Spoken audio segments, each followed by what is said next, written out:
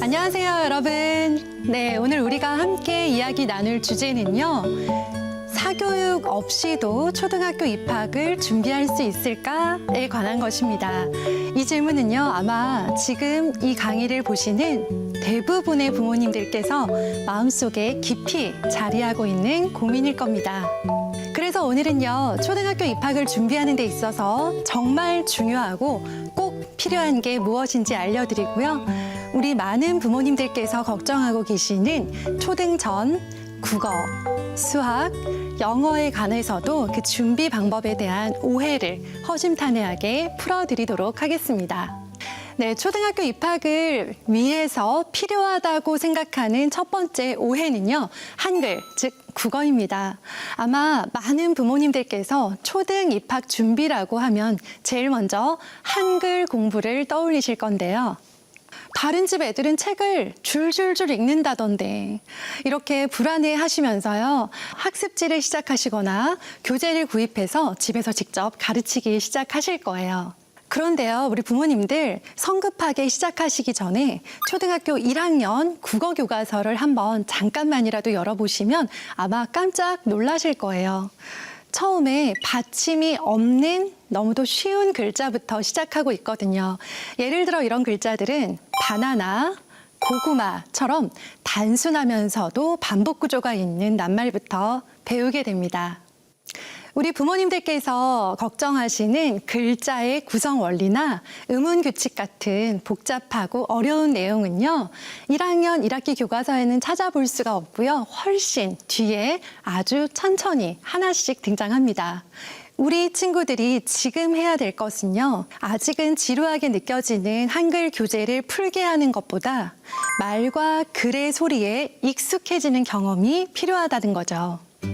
그래서 저는 이 시기에 부모님들께 한글 공부를 억지로 시키기보다는 그 시간에 부모님 무릎에 앉아서 부모님께서 그림책을 소리내어서 즐겁게 읽어주시면서요, 자연스럽게 한글에 노출되도록 해주라고 권해드립니다. 매일 밤 자기 전에 딱 한 권의 짧은 동화책, 그림책을 함께 읽는 것만으로도요, 아이의 말하기, 듣기, 어휘력, 나아가 한글 학습에 필요한 기초 감각까지 자연스럽게 쌓을 수 있습니다. 그리고 무엇보다 중요한 건요, 아이가 글자, 한글, 나아가 국어라는 과목에 대해서 매우 긍정적인 감정을 가질 수 있다는 점입니다. 한글은 어려운 게 아니라 재미있는 거다. 그리고 책을 읽는 시간은 지루한 시간이 아니라 즐거운 시간이다. 이런 긍정적인 감정이 생기면요, 아이는 나중에 스스로 읽어보고 싶고, 써보고 싶고, 모르는 내용들에 대해서 물어보고 싶어집니다. 그래서요, 지금 이 시기는요, 한글을 가르치는 게 중요한 게 아니고요, 한글을 좋아하게 만드는 것을 목표로 삼으셨으면 좋겠습니다.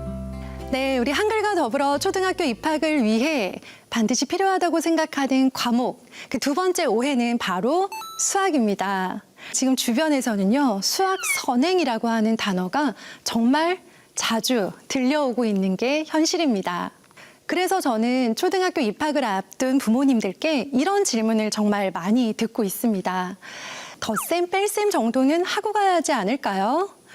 최소한 교재 몇 권 정도는 풀고 가야 뒤처지지 않을 것 같아요. 그런데요, 이런 주변의 걱정들을 듣기 이전에 초등학교 1학년 1학기 수학 교과서를 한번 꼭 펼쳐보셨으면 좋겠고요. 교과서를 펼쳐보면요, 첫 단원부터 정말 기본 중에 기본부터 시작하고 있구나라고 놀라게 되실 거예요.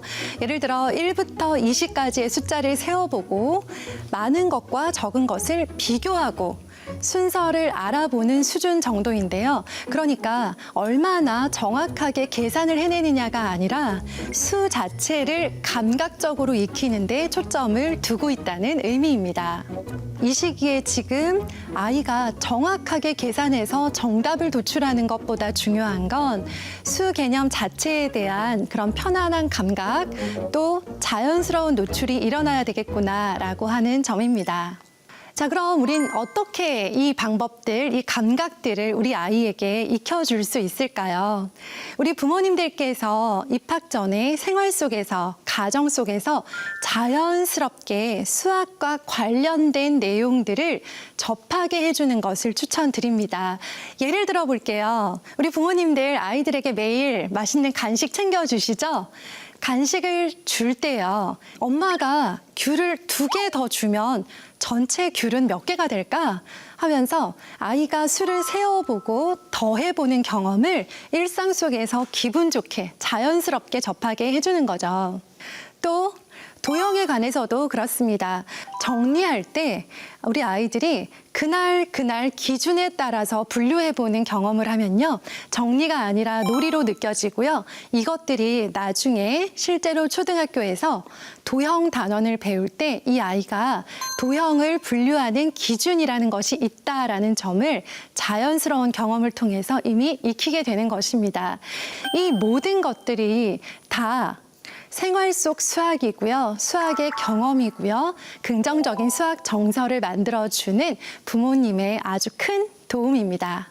시간에 관한 대화도 꾸준히 지금부터 지속적으로 해주시면 좋겠어요. 중요한 건 시간을 정확하게 읽는 게 아니고요. 시간에 대한 감각을 익혀가는 거거든요. 지금 4시네. 우리 그러면 5분 후에 4시 5분에 간식 먹을까? 하면서 지금이 4시라는 것, 그리고 5분이라고 하는 시간이 어느 정도 되는 길이의 시간인지를 실제로 간식을 먹기 전까지 기다려보는 그 시간을 통해서 알 수 있습니다. 즉, 생활을 연결해서 알려주는 방법이 훨씬 우리 아이에게 효과적일 수 있습니다. 수학은 개념보다 계산보다 감각이 먼저고요. 그 감각은 틀에 박힌 문제집을 푸는 것보다 일상에서 자연스럽게 길러진다는 점 꼭 기억해 주세요. 네, 초등학교 입학을 위해 필요하다고 생각하는 3번째 오해가 있습니다. 바로 영어입니다. 영어라고 하는 주제가 우리 부모님들께는 가장 민감할 수도 있을 것 같아요. 왜냐하면 요즘은 소위 말하는 영어 유치원, 즉 유아대상 영어학원, 그리고 파닉스를 따로 배우는 학원, 또 원어민 수업이 있는 학원과 온라인으로 화상 영어를 할 수 있는 등 우리 부모님들께서 아이의 영어를 위해서 선택할 수 있는 사교육의 종류가 정말 많고 다양하잖아요. 그래서 부모님들 사이에서도 이것들 중에 무언가는 시작해야 될 것 같고 빨리 선택해야 될 것 같은 불안감이 커지고 있습니다. 자, 그런데 중요한 사실 하나 꼭 기억하셔야 합니다. 초등학교에서 영어라고 하는 과목은요, 3학년부터 정규 교과로 시작됩니다. 즉, 1학년, 2학년에는요, 정식으로 영어라고 하는 과목이 수업이 없어요.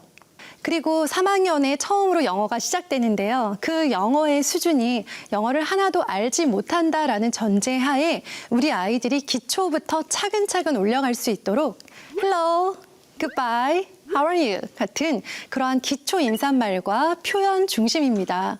그런데 아이가 이런 부모님들의 주변에 휩쓸리는 불안 때문에 너무 어릴 때부터 영어를 강요당하잖아요. 그러면 너무나 아쉽게도, 그리고 나중에 후회하실 수도 있습니다. 모국어인 한글 어휘력이 약해질 수 있다는 점 기억해 주세요. 유아대상의 영어학원 혹은 입학 이후에 영어학원의 시스템 안에 아이를 넣고 보면요. 영어 문장을 배우고 그것을 암기해서 정말 앵무새처럼 그 문장들을 말하는 모습을 보게 될 겁니다.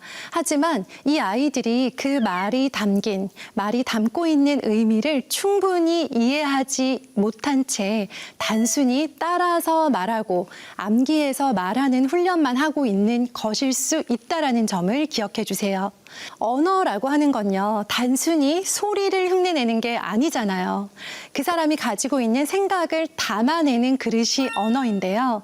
그 그릇이 되어주는 모국어, 즉 한글이 아직 덜 자라있는 상태인데 그 위에 급하게 외국어라고 하는 영어를 얹어버리면요, 결과적으로는 둘 다 매우 얕아질 수 있다는 거예요.